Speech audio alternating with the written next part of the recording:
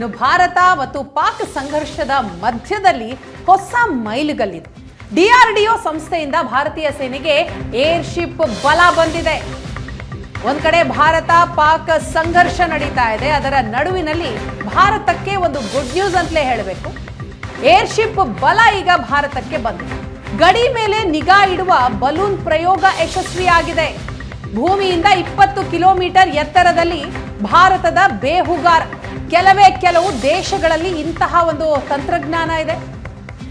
ಸ್ಟ್ರಾಟೋಸ್ಫಿಯರಿಕ್ ಏರ್ಶಿಪ್ platform ಪ್ರಯೋಗ. ಮಧ್ಯಪ್ರದೇಶದ ಶೋಪೂರ್ನಲ್ಲಿ DRDO ಪ್ರಯೋಗ ಯಶಸ್ವಿಯಾಗಿದೆ. ಏರ್ಶಿಪ್ ಅನ್ನ ದೃಶ್ಯದಲ್ಲಿ ನೋಡ್ತಾ ಇದ್ದೀರಿ.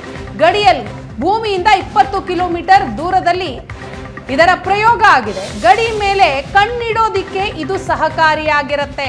ಈ ಏರ್ಶಿಪ್ ಏನಿದೆ ಗಡಿಯ ಮೇಲೆ ಕಣ್ಣಿಡಬೇಕು. ಶತ್ರುಗಳು ಹೇಗೆ ಕೆಲಸ ಮಾಡ್ತಾ ಇದ್ದಾರೆ, ಯಾವ ಮಾರ್ಗದ ಮೂಲಕ ನಮ್ಮ ಗಡಿಯನ್ನ ಪ್ರವೇಶ ಮಾಡ್ತಾರೆ, ಎಲ್ಲದರ ಬಗ್ಗೆಯೂ ಕೂಡ ನಿಗಾ ಇಡುತ್ತೆ. ನಿರ್ದಿಷ್ಟ ಸ್ಥಳದಲ್ಲಿ ಹಲವು ವಾರ ನೆಲೆಸಬಲ್ಲಂತಹ ಏರ್ಶಿಪ್ ಇದು.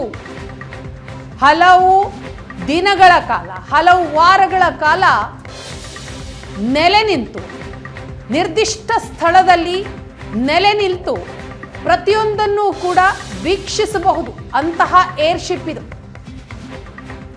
ಈ ಬಗ್ಗೆ ಹೆಚ್ಚಿನ ಡೀಟೇಲ್ಸ್ ಕೊಡ್ತಾರೆ ನಮ್ಮ ಪ್ರತಿನಿಧಿ ಮಂಜು. ನೇರ ಸಂಪರ್ಕದಲ್ಲಿದ್ದಾರೆ.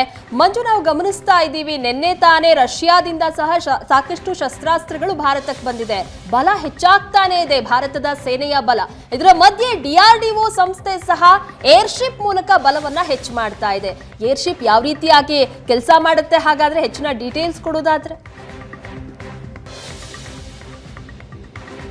ಪ್ರಗತಿ, ನಾವು ಈ ತನಕ ಟ್ರೆಡಿಷನಲ್ ವಾರ್ ಅಥವಾ ಏನು ಕನ್ವೆನ್ಷನಲ್ ವಾರ್ ಮಾಡ್ತಾರೆ ಅನ್ನುವಂಥದ್ದಿತ್ತು ಈ ಹಿಂದೆ, ಕಾರ್ಗಿಲ್ಗಿಂತ ಹಿಂದೆ ನಡೆದಂಥ ಯುದ್ಧಗಳಲ್ಲಿ. ಯಾಕೆಂದರೆ ಸೈನ್ಯಕ್ಕೆ ಗೊತ್ತಾಗುತ್ತೆ, ನಮ್ಮ ಸೈನ್ಯ ಹೋಗುತ್ತೆ, ಆ ಥರದವೇ ವಾರ್ಗಳು ಕೇಳಿ ಬರ್ತಾ ಇತ್ತು, ಅದನ್ನೇ ಮಾಡ್ತಾಯಿದ್ವಿ. ಆದರೆ ಇತ್ತೀಚೆಗೆ ಆಧುನಿಕತೆ ಬೆಳೆದಂತೆಲ್ಲ ತಂತ್ರಜ್ಞಾನವನ್ನು ನಾನಾ ಹಂತಗಳಲ್ಲಿ ಬಳಕೆ ಮಾಡಿಕೊಂಡು ಮುಂದುವರಿಯುವಂಥದ್ದು ಸೇನೆಗೂ ಕೂಡ ಅಗತ್ಯ ಇರುತ್ತೆ. ಯಾಕಂದರೆ ನಮ್ಮ ಎದುರಾಳಿ ರಾಷ್ಟ್ರ ಯಾವ ರೀತಿಯ ಹೆಜ್ಜೆಗಳು ಇಡುತ್ತೋ ಅದೇ ರೀತಿಯಾಗಿ ನಾವು ಕೂಡ ಇಡಬೇಕಾಗುತ್ತೆ, ಅದು ಸೈನ್ಯದ ವಿಚಾರದಲ್ಲಿ. ಆದರೆ ಪಾಕಿಸ್ತಾನ ಅಷ್ಟರ ಮಟ್ಟಿಗೆ ಮುಂದುವರೆದಿದೆಯಾ ಅನ್ನುವಂಥ ಪ್ರಶ್ನೆ ಬಂದರೆ ಅದಕ್ಕೆ ಉತ್ತರ ಇಲ್ಲ ಅಂತಲೇ, ಝೀರೋ ಅಂತಲೇ ಹೇಳ್ಬೋದು. ಆದರೆ ಅವ್ರ ಹತ್ರ ಇರುವಂತಹ ಶಸ್ತ್ರಾಸ್ತ್ರಗಳು ಏನು ಅನ್ನುವಂಥದ್ದನ್ನ ಒಂದು ಸಾರಿ ನೋಡಿದಾಗ, ಆದರೆ ನಾವು ನಮ್ಮ ಟೆಕ್ನಾಲಜಿಯಲ್ಲಿ ಏನನ್ನು ಡೆವಲಪ್ ಮಾಡಿದ್ದೇವೆ ಮತ್ತು ವಿಶ್ವಕ್ಕೆ ತೋರಿಸುವಂಥ ಸಂದರ್ಭವೂ ಕೂಡ ಇದೆ. ಯಾಕಂದರೆ ಇಂಥ ಪ್ರಯೋಗಗಳಿಂದ ನಾವು ಏನಾದರೂ ನಮ್ಮ ಸಕ್ಸಸ್ ರೇಟ್ ಜಾಸ್ತಿ ಆಯಿತು ಅಂತ ಅಂದರೆ ಬೇರೆ ದೇಶಗಳಿಗೂ ಕೂಡ ನಾವು ಮಾರುಕಟ್ಟೆ ಆಗ್ತೇವೆ, ಅದು ಒಂದು ಕಡೆ. ಆದರೆ ಈಗ ತುರ್ತು ಸಂದರ್ಭ ಇದೆಯಲ್ಲ, ಮೊದಲನೇದಾಗಿ ಪ್ರಯೋಗ ನಮ್ಮ ಕಡೆಯಿಂದಲೇ ಆಗಬೇಕು. ಸೊ ಆ ಪ್ರಯೋಗಕ್ಕೆ ಈಗ ಏರ್ಶಿಪ್ ಇದು ಬಂದಿರುವಂಥದ್ದು. ಈಗ ಅದರಿಂದ ಸುಮಾರು 20 ಕಿಲೋಮೀಟರ್ ಮೇಲ್ಗಡೆಯಿಂದ ಹೋಗಿ ಏನಿದೆ, ಬೇರೆ ದೇಶದ ಬೇಹುಗಾರಿಕೆ ಏನು ನಡೆಸ್ತಾ ಇದ್ದಾರೆ, ನಮ್ಮ ಗಡಿ ಭಾಗದಲ್ಲಿ ಯಾರು ಏನು ಮಾಡ್ತಾ ಇದ್ದಾರೆ ಅನ್ನುವಂಥ ಪೂರ್ತಿ ಚಿತ್ರಣ ನಮಗೆ ಇದರಿಂದ ಲಭ್ಯ ಆಗುತ್ತೆ. ಅದರ ಜೊತೆಗೆ ಒಂದು ವಾರ 10 ದಿನಗಳ ಕಾಲ ಒಂದು ಕಡೆ ಸ್ಟ್ಯಾಗ್ನೆಟ್ ಆಗಿ ಇದ್ದು ಕೆಲಸ ಮಾಡುವಂಥದ್ದು ಕೂಡ ಇದರ ಸಾಮರ್ಥ್ಯ ಅನ್ನುವಂಥದ್ದು DRDO ಅಧಿಕಾರಿಗಳು ಹೇಳ್ತಾ ಇರುವಂಥದ್ದು.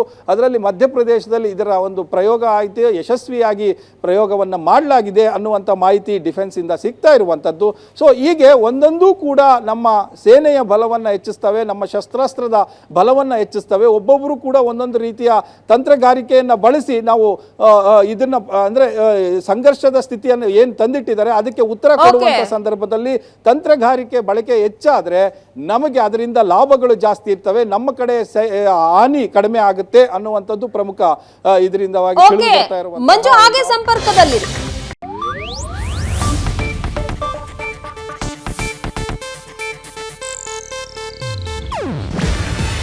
ಇದು ಏಷ್ಯಾನೆಟ್ ನ್ಯೂಸ್ ನೆಟ್ವರ್ಕ್ ಪ್ರಸ್ತುತಿ.